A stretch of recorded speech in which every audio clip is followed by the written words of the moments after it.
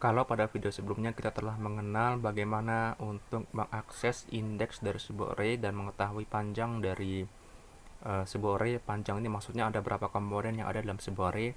Sekarang kita akan coba untuk memasuki beberapa contoh untuk mengoperasikan sebuah array ya. Ini ialah dasar bagi kita untuk nanti lebih lanjut kita akan menggunakan array 2 dimensi ya. Tetapi sementara kita akan bermain-main dulu dengan operasi array ini. Supaya kita dapat pengalaman dan konsep yang jelas tentang bagaimana memainkan sebuah array ini. Oke, saya akan menggunakan bahan yang video selanjutnya sebelumnya ya, yaitu yang ini nih. Saya akan copy saja langsung ya. Copy, lalu saya akan taruh di sini. Ya, oke. Ini ialah bahan dari yang kemarin ya. Nanti kita akan coba membuat beberapa contoh ya. Oke, tapi kita akan coba dulu contoh yang pertama yang kemarin ini ya. Oke. Untuk mengakses seluruh indeks dalam array, kalau kita menuliskannya seperti ini, tentu saja ini akan sangat merepotkan ya, melelahkan. Oke, ini ada 9 komponen. Tapi bagaimana kalau komponennya ada 100 atau 1000? Apa mungkin kita perlu menuliskan ini sebanyak 1000 kali atau 100 kali ya? Tentu saja ini kan terlalu banyak ya. Nah, cara yang paling sederhana ialah kita mengakses array ini dengan menggunakan looping ya. Jadi dasarnya ialah kemarin ya. Kemarin saya katakan bahwa total dari komponen yang ada dalam array itu kita bisa akses dengan menggunakan lengthnya ya.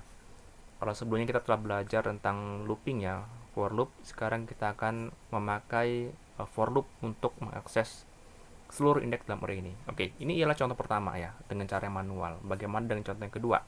Ya, kita cukup mengatakan for ya.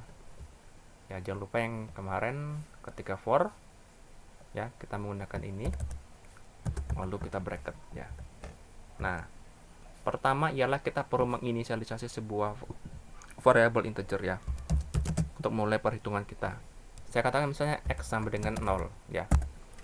Ini apa maksudnya? Maksudnya ialah saya akan memulai sebuah indeks itu dimulai dari angka 0 ya. Lalu saya katakan x ya lebih kecil dari berapa jumlah array-nya. Ada 10 ya. 10 ya. Lalu saya akan katakan x ini akan saya incrementkan ya. Oke, seperti ini ya. Jadi ini ialah inisialisasi pertama ialah 0 ya. Sedangkan x-nya lebih kecil dari 10. 10 ini dari mana kita dapatkan? Dari jumlah panjang berapa komponen yang ada dalam array ini ya. Nah, setelah itu baru kita memasukkan seperti ini kalimat ya. Misalkan saya katakan komponen ke ya, lalu cukup saya tambahkan x ya, tambahkan lagi dari array scores adalah ya seperti ini, lalu tambahkanlah score, lalu di sini kita masukkan x-nya ya. Paham ya? Jadi sebenarnya saya sama saja meniru apa yang ada di sini. Sistem out print 9 komponen ke 1 ini kan saya bisa dapatkan dari indeks ya. Tetapi karena ini adalah komponen dan ini ialah indeks, jadi kita cukup tambahkan x plus 1 ya di sini. Ya, ini lebih kita dalam kurung coba ya. Oke. Komponen ke x plus 1 dari array scores adalah scores.x. X ini akan mengikuti nilai x yang di sini ya. Jadi ini kan sebuah looping ya. Jadi otomatis dia akan diputar terus sampai nilai x-nya itu lebih kecil dari 10 ya. Kenapa? Karena ini ialah sebuah indeks ya. Ini kan indeks ini. Indeks kan tidak ada yang ke 10 kan. Ini kan indeksnya ke 9 mentok. Ya, jadi lebih kecil dari 10 berapa? 9. Ya, coba kita akan lihat hasilnya. Sama nggak yang di atas dan yang di bawah? Lihat. Sama persis ya. Sama persis. Komponen ke 1 ini lebih baik 6. Ini gini aja ya, supaya tidak membingungkan. Ini saya kasih ya seperti aja ya. Oke, kita ulangi. uh, uh, uh, uh, uh, Oke, sama persis ya, sama persis. Ya, kalau kita menuliskan dengan cara manual seperti ini sangat merepotkan. Satu-satu kita tulis, kita ketik ya. Tapi kalau gini kan sederhana sekali, hanya menggunakan for loop. Satu perintah for loop sudah kita bisa mengakses semuanya. Ya, jadi saya akan terangin lebih lanjut ya. Sama seperti ini, sistem outprint line sama ya. Ops. Kegedean. Oke. Ya, ini sama, sistem outprint line sama. Komponen ke ini adalah sebuah string, saya pecahkan dari sini ya. Lalu angka ke ini kan berubah nih, ke 1, ke 2, ke 3. 1 ini saya dapatkan dari komponen pertama, tetapi ini X ini mengacu kepada indeks. Kalau kemarin kita telah belajar bahwa indeks ini kan beda dengan jumlah length ya. Ini length, tapi ini indeks. Karena dia komponen ke 1, jadi indeksnya yang adalah indeks pertama kan seharusnya 0 nih. 0 ya. Kita tambahkan 1, komponen ke 1. Dan begitu kita bisa mendapatkan array pertama. Tambah, saya masukkan lagi ini. Dari array, scores adalah, barulah saya masukkan scores dalam kurung X. X ini mengacu kepada X di sini. Kenapa? Karena ini adalah sebuah looping. Dia akan tambah terus. Tambah berputar terus. Pertama X0, putar lagi X sama dengan 1 sampai selama nilai X ini memenuhi lebih kecil dari 10 ya. Jadi 1, kedua, kalau ini skor ke 0 otomatis kan dia dapat nih. Ialah 6. Putar lagi X-nya jadi 1. Kemudian ke 1 tambah 1 2. Kemudian kedua. Dari skor adalah skor indeks ke 1. 1 berapa? 7. Terus berputar sampai dia ke 9, lalu ditambahkan lagi ke 10.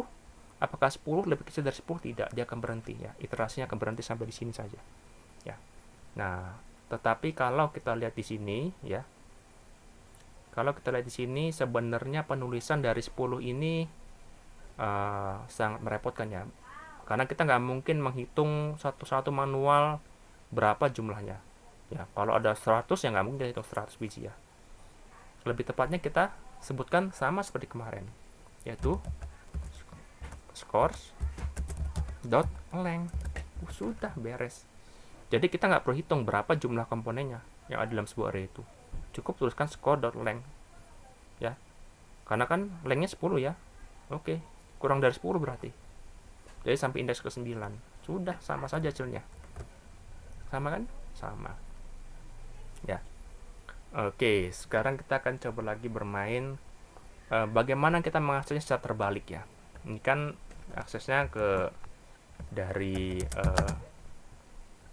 yang pertama sampai yang paling terakhir ya. Sekarang kita coba akses paling terakhir sampai yang pertama. Oke, gampang sekali ya, sama kayak kemarin. Ya. Sekarang indeksnya ke berapa? Karena kita ingin ngambil indeks yang paling terakhir jadi 9 kan. Jadi kita cukup integer, misalnya indeks ke berapa? Ayo, ada yang tahu? Ini otomatis kan dia ke 9 kan. Jadi indeks ke scores dot length min 1. Paham nggak? Lalu bisa kita otomatis kita menyebutkan indeks ini lebih besar dari atau sama dengan dari 0. Lalu indeksnya kita dikremenkan, kita minuskan. Lalu saya cukup mengopi di sini. Nah, ada di sini ya.